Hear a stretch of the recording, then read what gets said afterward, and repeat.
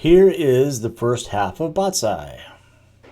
Classic Japanese form that I think evolved from, I don't know, Okinawan form, or somebody told me once it evolved from Korean or vice versa. I don't know.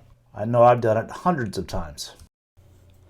I have no idea when Batsai was designed, but this is a video from the 1960s.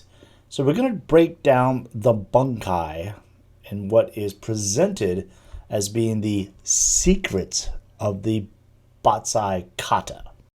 I can predict that if I post a video critical of kata as a self-defense or fighting exercise that is any more effective than Broadway dance or a Russian ballet, the retort always is, I just don't understand it. I don't know the secrets of kata. My first question is, why on earth am I paying tuition to a school that's hiding secrets from me?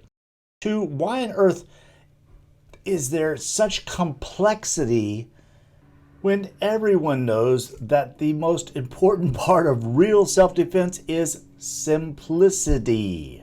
So let's go through this and you decide, is this overly complex? Does it resemble anything applicable or simple that people might use to actually save their life? Here is how the simulated fight scene, which is what kata's always been described to me as, starts. The guy on the right's in a front stance. He's got his downward block. What is he blocking? Why does he have a downward block out? So his right hand's on his hip, protecting his hip. So they've got, probably 8-10 feet between them. Either way, the guy on the right's going to step in, throw a punch, but the guy on the left is going to step in, cross his legs. Again, very dance-like. I think kata is as effective for teaching self-defense as the fight scenes in West Side Story, and you can quote me on that. So the guy on the left's going to step in and hit this guy in the chest with his right back fist, which is for some reason is supported by his left hand. It makes no sense, but let's take a look at it.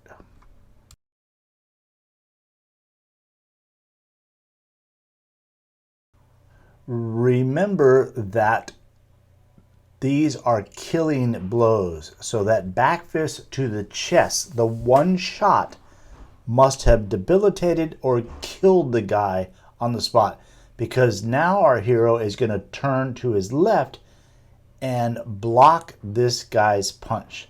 They both have their hands on the hip. He blocks a punch that's being held out. The attacker is smart. It's a 1-2 punch, so he then throws his right hand and he holds that out there too. Very convenient for this guy to power block the punch.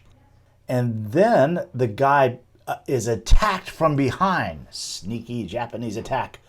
And this guy throws his punch, but he holds it out there long enough for our hero not to block it just once, but to block it twice.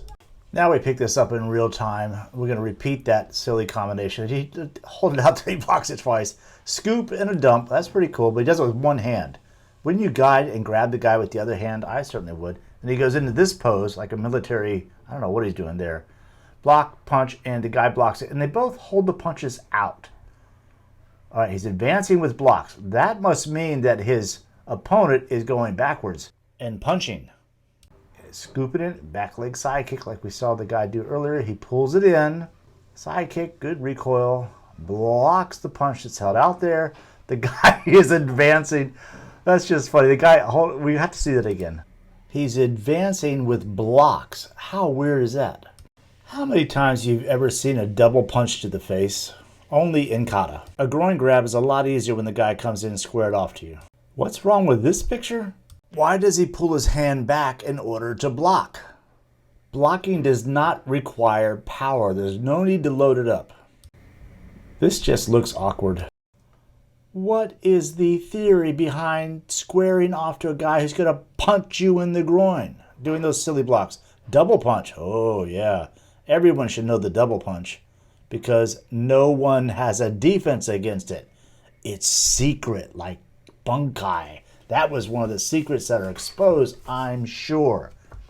Scoop and freeze. Advance with a hard block. And another hard, powerful block. The time spent learning these complex, ineffective movements could well be spent on something a student could grasp and get competent at much, much faster. So stop wasting time on this, which creates nothing but bad habits, and get your students moving with proven self-defense, kickboxing, martial arts, weapons, and grappling like Empower Kickboxing. Holy cow. This is the first time I've watched it, and I'm dumbfounded at how dumb this is.